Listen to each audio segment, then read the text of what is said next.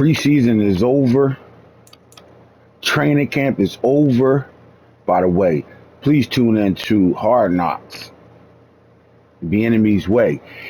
The Commanders were our Hard Knocks series this season, and it was very interesting on what they did throughout the last season. Like, you got to go all the way back to like mid-season when they hired the enemy as the head coach. He went from offensive coordinator to head coach, not intern. He went from offensive coordinator to the head coach and the GM. He had all rights to everything. Like, he destroyed the offseason. Everything was about the Commanders in the offseason. Coach Bieniemy did his thing over there. So that Hard Knocks episode is going to be crazy. So please be prepared to tune in to Hard Knocks when they show what their vigorous training camp and what they got going on over there. To recap, preseason was off the hook, and our Super Bowl defending champs are up on deck, and they're playing the people they played in the divisional round.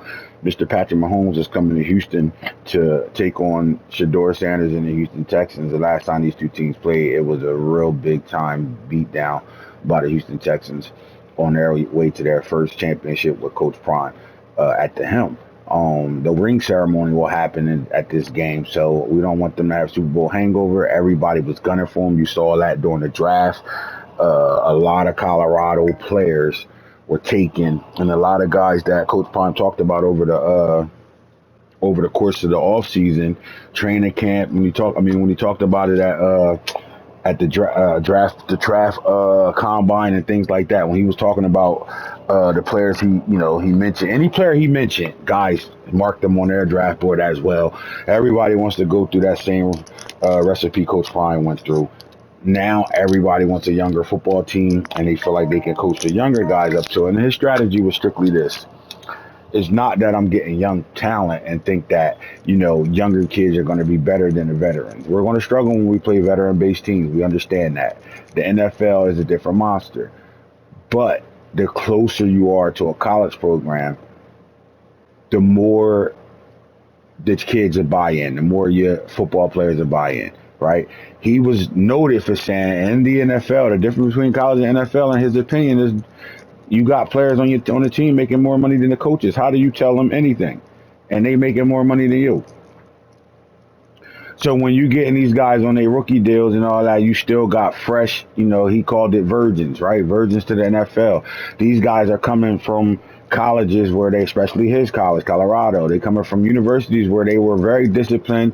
They were tough, disciplined, with character kids, right? Strong and fast. And that's what he got. He brought in kids that he dealt with through his entire coaching career as a Division I coach, and they bought in. So now that they won a Super Bowl under his regime and under his way and his way of governing, I don't think it's going to be hard for anybody to come here and buy in. So I do think his way worked, and what you saw during the draft was a lot of NFL teams taking on that same personality, right? So when that happens, guys don't tear free agency up as much as you'll think they do and go get guys out of the draft. They want their guys to come in and mold them like Houston Texans did. Now, will it work for everybody? It's the NFL, it's a copycat sport. Not everybody will be able to duplicate what Coach Prime did, but there are great minds in the NFL, and what happens is they'll take what Coach Prime did and then they'll branch and build off of that and do it their way. Right, and you heard Andy Reid saying that in the press conference before this Houston game was going to get played. When he said that, playing Houston and what Coach Prime did last year was nothing short of excellent, and that it's not to copy him. The thing is to build off of what he did and bring it into your system and make it your way.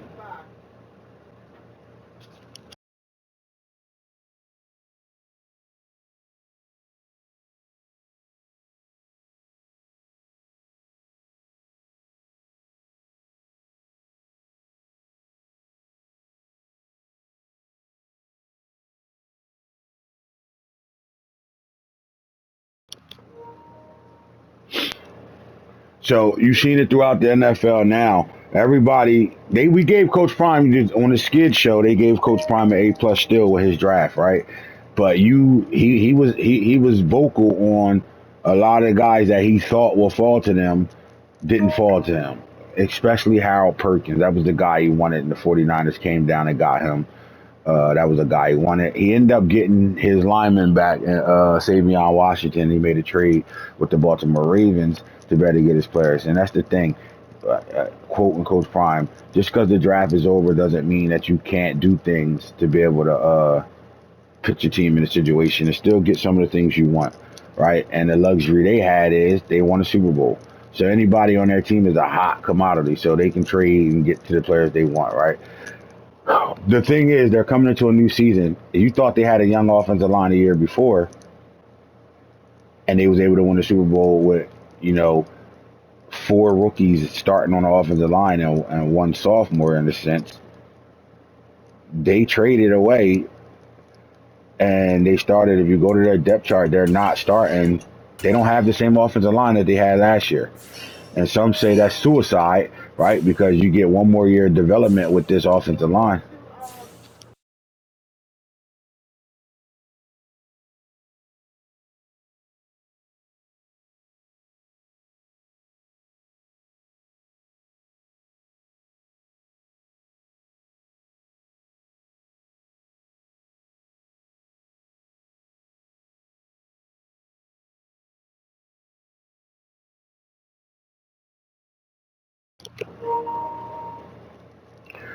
So when you look at this offensive line, you're looking at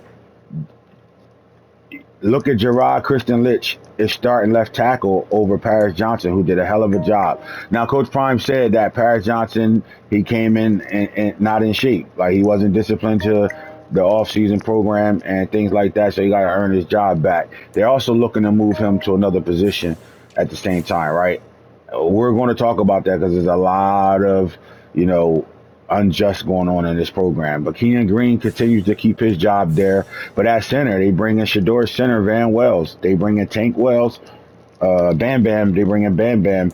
And Javon Cohen loses the starting job there. So right there, you got a left tackle that's new and a center that's new. You look at right guard, they traded Kelvin Banks and they brought in Tyler Brown through the draft. Tyler Brown is the guy that protected Shador Sanders at Jackson State and at Colorado. So Tyler Brown is a person of interest here, right? Another right guard, really good right guard, highly scouted out, highly talented. And then Savion Washington went in the first round to the Baltimore Ravens, and they made it their worth to go trade their right tackle and Fathery to the Baltimore Ravens to better get Savion Washington to give up a draft pick to go along with it, right? So you're looking at they are looking at their new offensive line. So as you can see, the only remaining starter on that offensive line is Keon Green. Everybody else is brand new. So they're starting over on the offensive line. This is going to be interesting because, you know, you had a year of continuity and development between the line that was there. You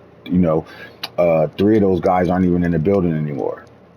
So it's interesting. So now what he did was, essentially, he just went and got his Colorado offensive line. Let's just call it what it is. He went and got the guys that protected Shador Sanders for some of them for 2 years, some of them for 1 year. He went and got those guys and decided that they will be the guys that will protect his son going forward.